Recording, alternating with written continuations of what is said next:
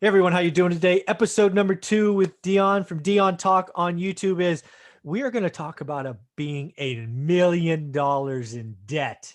How crushing and absolutely demoralizing that must be. Just kidding. So how you doing, Dion? I'm doing great, and it's kind of funny that having that much debt was an actual goal. It was, So, right? It's like, so huh? my right, my brother retired off of rental properties. He paid off his house, took out a home equity line of credit for 75,000 to 100,000 or somewhere in there, and then he would buy mobile homes in the middle of nowhere with that home equity line of credit, fix them up, pay that off, and then rinse and repeat. So he's never really had more debt than the mortgage on his house, whether it was the mortgage or the HELOC. Mhm.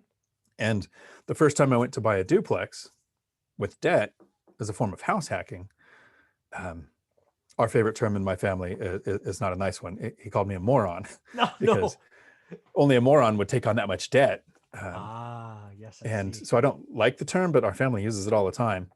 It's an inside joke, And I it's a guess. really, Ribbing. it is, It's a ribbing joke. it's a simple concept that an somebody with a master's degree in accounting or Yeah. something could probably explain it. But here's a layman's view of looking at debt. Yeah. Banks make a lot of money.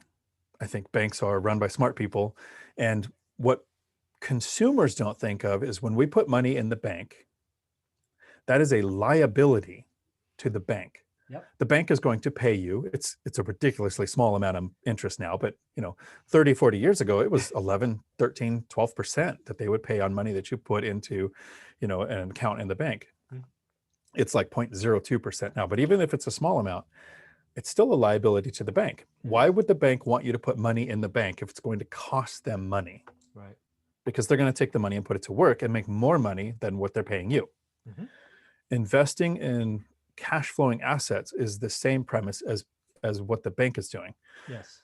I'm going to take money from the bank, which is a liability. I'm going to owe the bank interest on that money, Mhm. but I'm going to put it to work somewhere where it makes more money than what it's costing me to pay the bank. Mhm. So the $1 million in debt wasn't really a goal, but more good debt that was making me more money than the interest that I had to pay back was the goal. Yeah. And as I was growing that, if you're getting a 10% cash on cash return on your Mhm. money, which was my goal in my market, and some it's eight. I made an offer on a duplex today that's at 8%, because it's just harder to find a good deal now, and that seems Yeah. to be more average, more great in my market. 5 is still percent, as average. Okay. But how much money it takes to be financially free is for some people 30, 40, 50, $60,000 a year that you don't have to work for. Right. Well, at a 10% return, that just means you need to invest, $100,000 to get 10,000 a year. Mhm. So the more you borrow, I don't it how much debt I have doesn't matter as long as the yield on what I'm spending is that percent. Mhm. Yeah. And about a month ago, 2 months ago, I was doing a video on which came first, $1 million net worth or $1 million in debt. And I went through and actually did the chronology on investing. And it was almost a year before doing the video that I hit $1 Mm. million in debt. So more debt, more good debt was the goal. And I didn't even realize when I hit $1 million in debt and $1 million in net worth. Wow. Um, and so part of my scarcity mindset says having that much debt is a bad thing because things can go wrong. Yeah. Yeah. So what is important to me is scaling my equity position at the same time I'm scaling the debt. Mhm. So in 2008, we had a lot of people who were doing 3.5 or 3%,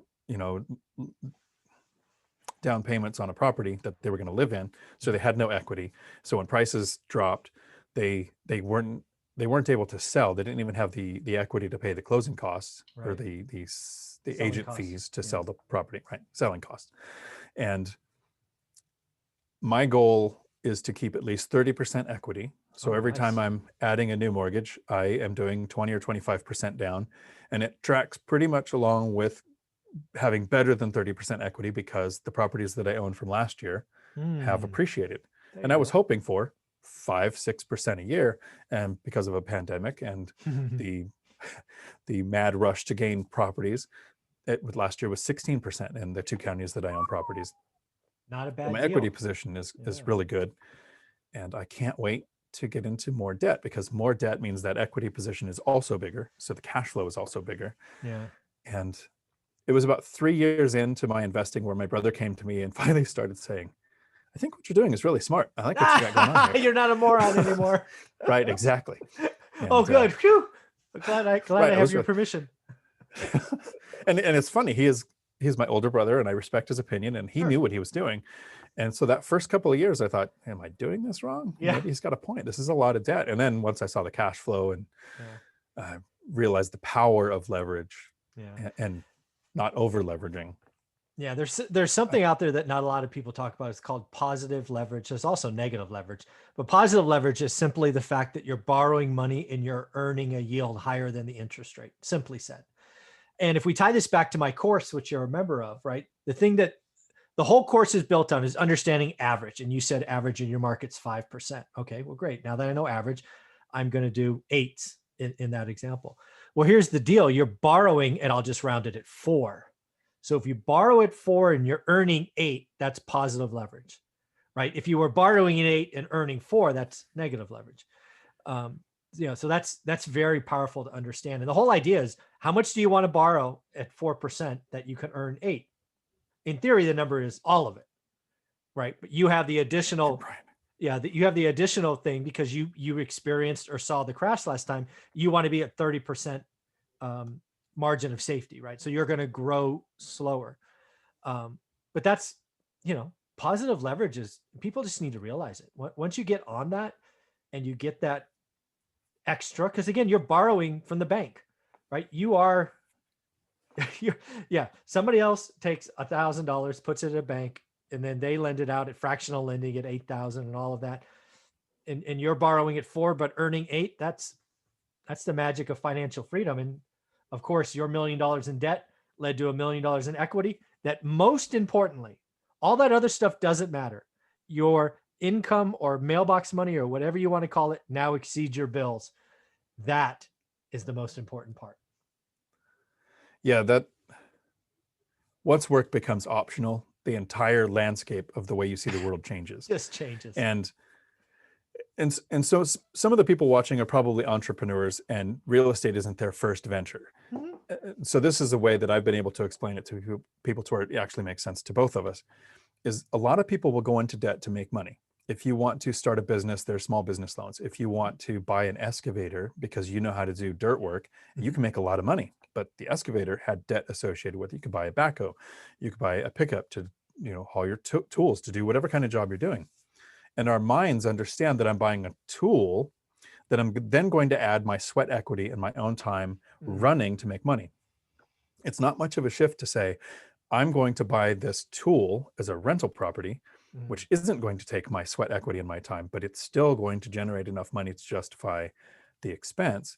And for the non-accountants watching, when we say something like, I'm going to borrow at 4% so that I can make 8%, really what we're doing is we're borrowing at 4% to make 12%. So when we're paying back the 4%, we're still profiting a full 8% or more. I've had deals that have, and I'm sure Mike has had some great deals too. They're, they might not be the average everyday one that you do, but most of mine get around 10 to 12%, and my last one got 17%. And I love it. It's a bigger deal than I was going to do anyways. Yeah. And so then, really there's one other thing people got to realize here is, you just talked about a deal where you got 17% cash on cash, or what I call yield. But you also said earlier, the market was up 16%. The cash on cash yield that we just talked about did not include the 16% extra. Dude, this is all good stuff. Learn your market, understand one rental at a time. Do the work. It's not easy. Every deal is not a deal, but if you do the work, you learn your market, they're out there. Is that fair? Yep. No, I mean, that's a perfect example of doing the work to know average, because really what we're trying to do is put our money to work where it makes the most sense. Mm-hmm. If you can get a better return in the stock market, and people think of the price, not the cost sometimes. The stock market might get you a better yield, but it's not getting you appreciation. It's not getting you principal pay down on the same scale as real estate. And it's not getting you the tax benefits that we had last year that we might have next year. Yeah. And I think we're going to be talking a little bit about that today too. Okay. Yeah, that'll be episode. We got Dion for extra time. We're going to do 4 videos with Dion today. So pay attention to number 4. This is number 2 if you're following along. So Dion, congratulations on being $1 million in debt. Congratulations on 7-figure net worth. But again, all of that wouldn't matter unless you were financially free. And that's what I want to congratulate you for. So congratulations, Dion. No, thank you. And coming from you, that means a lot, because some of this debt I actually kind of blame on you. I'll take it. The things I'm learning from you over the last couple of years is why I will have some debt through my life, but my kids will inherit millions based on the information I've got from you. Yes. I love to hear that. Awesome. Thanks, buddy.